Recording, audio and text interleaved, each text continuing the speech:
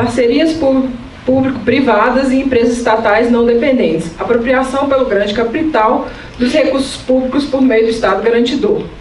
A perspectiva do debate se baseia sobre a privatização do interesse público por meio das parcerias público-privadas e da manutenção e realização do endividamento público. Começou a partir da década de 1990, com a adoção dos mandamentos do Consenso de Washington, que tinha expressamente como alguma de suas metas a redução dos gastos públicos, eliminando parte da dívida estatal e a privatização das empresas paraestatais, e a redução do Estado à sua real finalidade, qual seja a implementação de políticas sociais mínimas, que seria educação e saúde. Nesse contexto, começaram as primeiras privatizações de empresas públicas para estatais e, posteriormente, foi realizada a grande reforma administrativa, após a promulgação da Constituição de 1988, com o então ministro B.S. Pereira. Por fim, já na atual década, a adoção do que Avelange Nunes chama de Estado garantidor, que é a implementação das parcerias público-privadas, entregando à iniciativa privada o que outrora pertenceria somente ao Estado.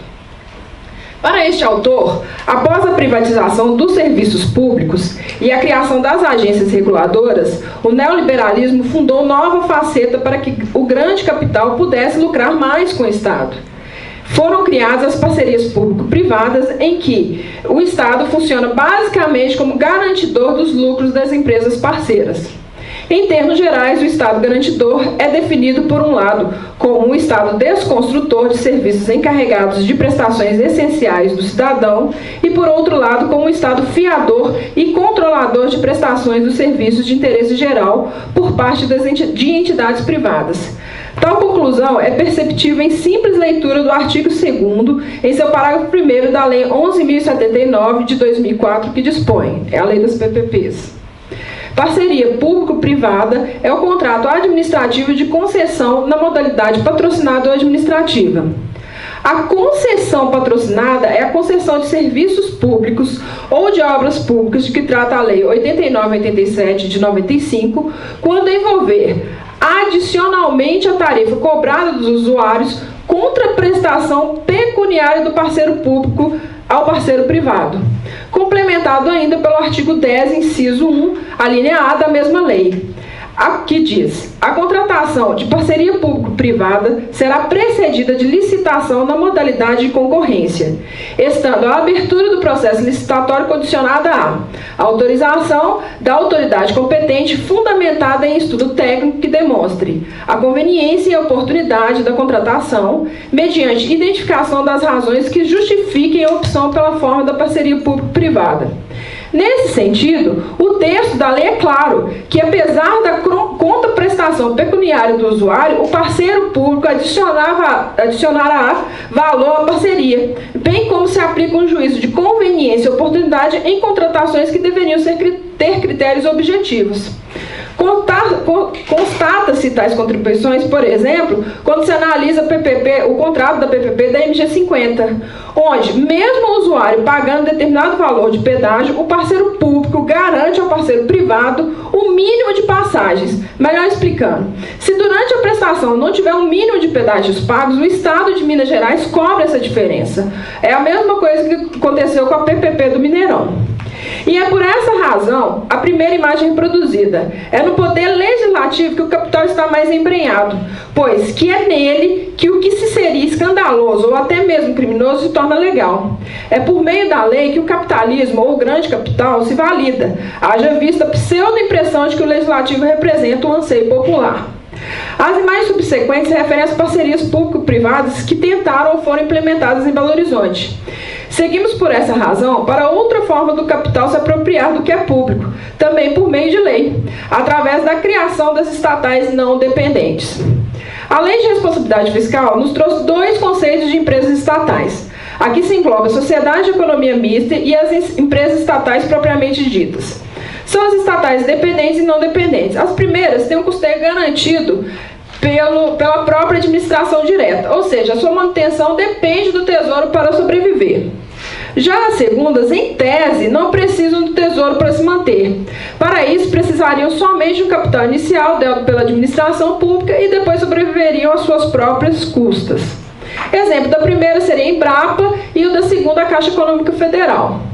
Contudo, há uma nova forma de empresa estatal não dependente que é criada com a fachada da eficiência estatal para a implementação de políticas públicas, mas que, na verdade, está servindo para aprofundar o modelo do Estado garantidor e aumentando o endividamento público sem que se passe pelo crivo da própria Lei de Responsabilidade Fiscal. O novo modelo de empresa estatal não dependente, apesar de sua novidade para alguns, já era comum no governo do Estado de Minas Gerais, por meio da MGI e agora com a Codemig.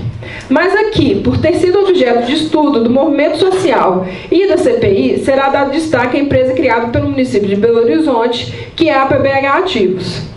A auditoria cidadã esteve na Grécia na época do plebiscito de 2010 e, por consequência de seus estudos naquele país, entendeu o funcionamento dessas empresas aqui no Brasil. Assim, a PBH Ativos tem, como alguns de seus objetivos sociais, o auxílio à administração pública direta e indireta com as PPPs, seja como garantidora dos contratos ou como estruturadora da parceria. Enfim, de alguma forma, a empresa participa dos contratos de PPPs. Desde a sua criação, a PBH Ativos participa de PPPs importantes para o município e seus cidadãos, assim como visto nas imagens, como temos a PPP dos parques, dos cemitérios, do Hospital Regional Metropolitano, do Centro de Saúde, Educação, Iluminação Pública, dos mercados de bairro, entre outros projetos, como da rodoviária e centro administrativo. Por meio do movimento social, algumas dessas parcerias não conseguiram alavancar. Veja o exemplo do mercado do cruzeiro e dos cemitérios. Ou mesmo por falta de interesse do parceiro privado. O projeto não seguiu. No caso, o exemplo é a nova rodoviária. Veja que tais parcerias estão diretamente relacionadas ao que o próprio neoliberalismo chamava de interesse público. Haja vista que estamos falando de serviços essenciais, como educação, saúde e o direito de ser enterrado. Tais projetos interferem diretamente no orçamento municipal, pois, repisa-se, ao parceiro privado é garantido o direito de não ter prejuízos.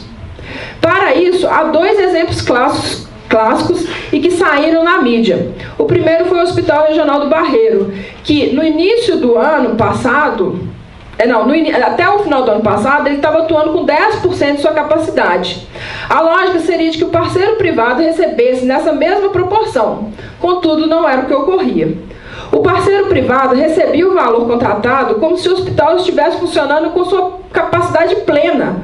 Ou seja, o hospital nem tratava de sua população, pois não tinha médicos suficientes, mas o poder público garantia ao ente privado que não teria prejuízo pela falta de atendimento médico. O segundo exemplo se encontra na parceria da educação infantil.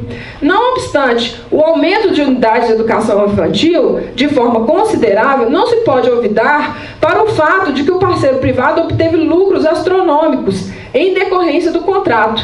Esses valores que são prontamente obtidos nos balanços financeiros que eles são obrigados a publicizar.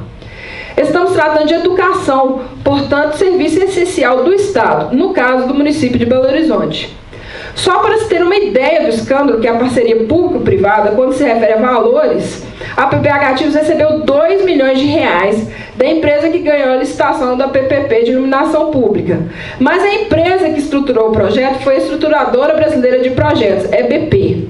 Melhor explicando, a empresa recebeu um valor por aparentemente ter auxiliado a PPP, no entanto, quem realizou a estruturação foi outra empresa. Ou seja, no custo final da parceria, entrou um valor desnecessário aos cofres públicos. Mas a empresa estatal não dependente, como é o caso da PBH Ativos, surgiu também com outro propósito, que é o de negociar ativos estatais. Aliás, o verdadeiro fim pelo qual surgiu esse tipo de empresa, já que qualquer outra função serve somente para escamotear sua real função. Os ativos estatais se referem a imóveis, multas e créditos tributários, vencidos ou não, podendo a empresa negociá-los da forma que lhe convier.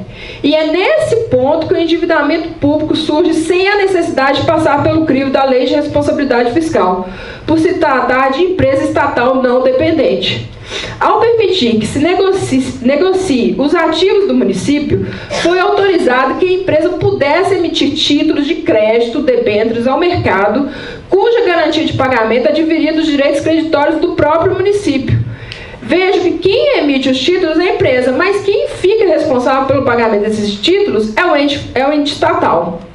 E assim, o capital mais uma vez se apropria da coisa pública, mas de uma forma mais perversa da que já conhecemos.